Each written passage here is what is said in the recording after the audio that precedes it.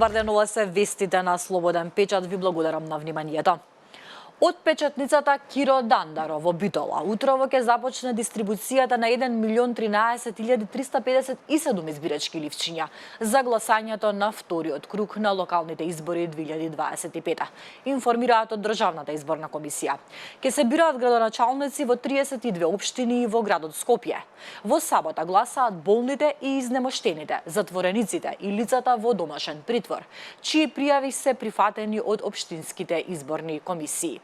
Локалните избори, според информациите на ДИК, ќе ги следат 1569 наблюдувачи, од кои 904 домашни и 651 меѓународен, а акредитираните за известување од изборите се и 14 странски новинари. На 2 ноември в недела, прегласувањето за членови на Совет ќе има и на 3 избирачки места во општината Шутооризари, каде што е можно теоретски да се влијае за избор на мандатите за советници.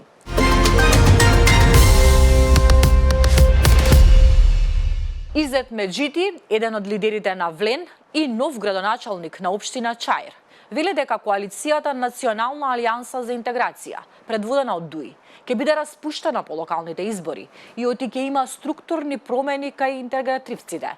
Меджити, кој стана градоначалник на Чаир во првиот круг, победувајќи го против кандидатот од НАИ Буер Османи, ова го кажа во вчерашното гостување во ТВ21. Тој наведе дека во НАИ се надевале оти ќе придобијат голем дел од гласачкото тело по заминувањето на Арбен Таравари од Влен, но ја изгубиле надежта по резултатите од првиот круг од локалните избори.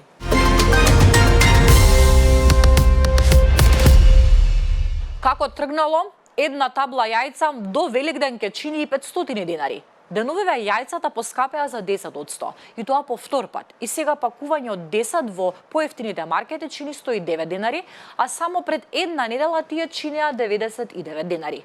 Во поскапите маркети исто пакување се продава и за 140 денари, а пакувањата со 6 парчиња се продаваат за 75.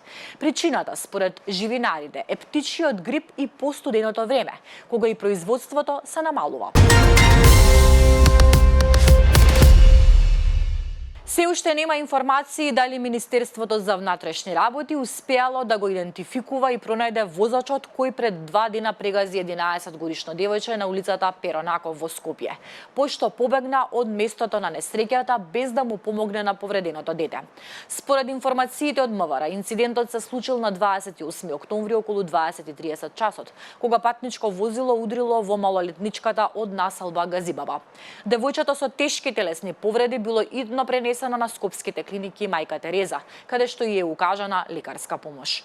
Од полицијата соопштија дека е извршен увид на местото на несреќата и дека се преземаат интензивни мерки за пронаоѓање на возачот и целосно расчистување на случајот.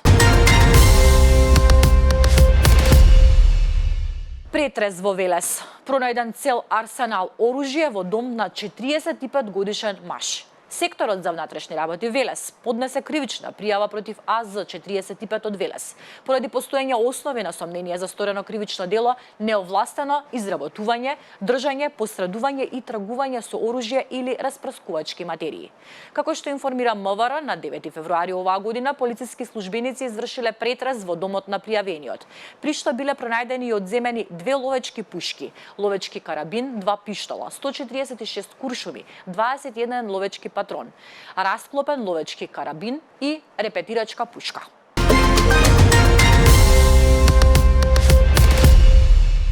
Скопје и спортскиот центар Јане Сандански беа домаќини на еден од најголемите ракометни спектакли во последните години, организиран од Спортското радио, по повод нивниот 20-ти роден ден.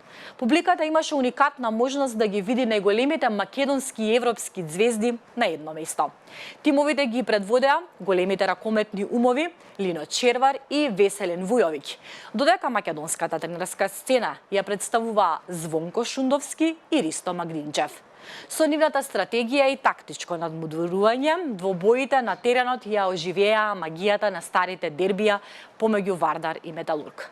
Еве дел од атмосферата низ фотографското око на колегата Методи Здравев.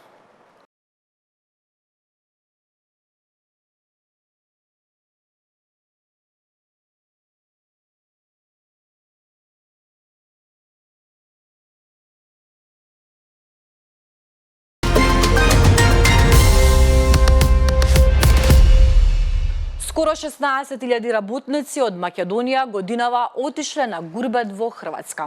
Работната миграција од Македонија останува стабилна. Секоја година меѓу 15 и 25.000 луѓе од земјава одат на сезонска работа во странство, вели Зоран Кочовски, собственик на агенцијата за посредување при работа во странство Коузон во интервју за 921.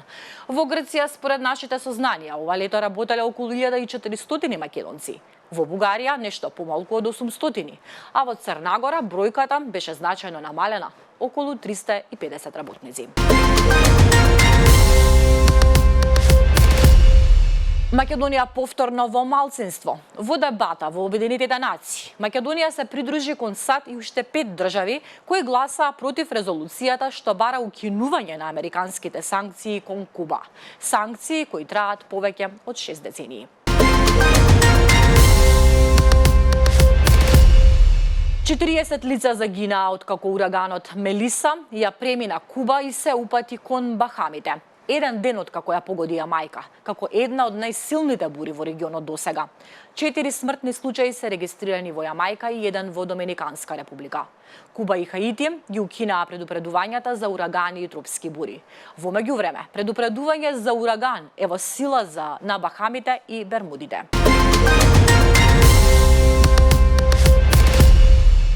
Европскиот мировен план за Украина треба да содржи 12 точки, а клучните делови од документот се однесуваат на прекин на огнот и преговори, објавува изданието Страна. Според весникот, авторите на планот очекуваат прекин на огнот да стапи на сила 24 часа откако страните ќе се согласат за условите.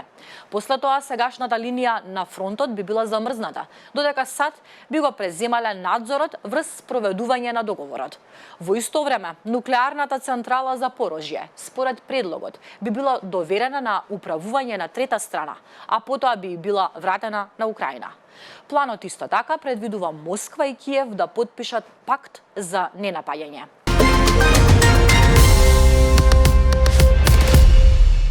Председателот на Соединетите држави Доналд Трамп и неговиот кинески колега Си Џинпинг одржаа разговори во Јужна Кореја, каде што разговараа за војната во Украина и се согласија да ги ублажат елементите од нивната тешка трговска војна. Во состанокот во четврток Трамп рече дека имал неверојатен состанок со Си и дека се согласиле за многу важни прашања, вклучувајќи трговија, царини и ретки минерали.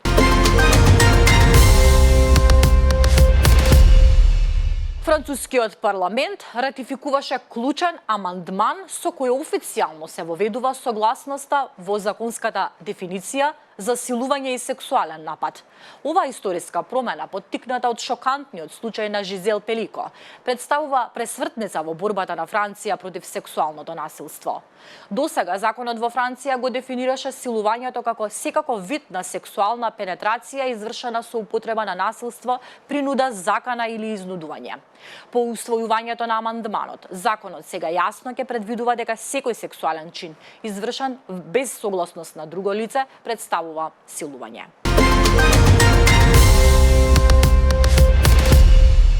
Маскирани кратци пред неколку дена изведоа одважен грабеж во Англија, користејќи украден голем градежен кран за буквално да откорнат цел банкомат од продавница.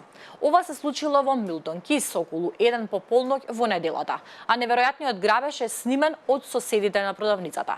Тие велат дека целата операција на дрските кратци траела 5 или 6 минути.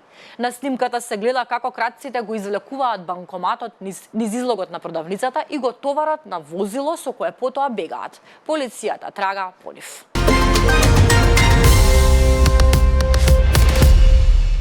Скијање само за богатите. Цената на ски картата стигнува и до 1800 евра. Поради неверојатното зголемување на цената на ски картите во Италија, овој спорт наскоро би можел да стане привилегија исклучиво за богатите, предупреди председателот на Италијанското здружение на потрошувачи Габриеле Мелусо. Според истражувањето на здружениото Асутенти, цените се зголемиле за најмалку 40% во споредба со 2021 година, а зголемување на цените е забележано на сите дестинации, од Алпите и Доломитите на север до централниот регион Абруцо. Прочитајте повеќе за ова на Слободен печат. Ова беше последната информација. Гледавте вести на Слободен печат. Благодарам на вниманието и довербата. Се гледаме утре во исто време.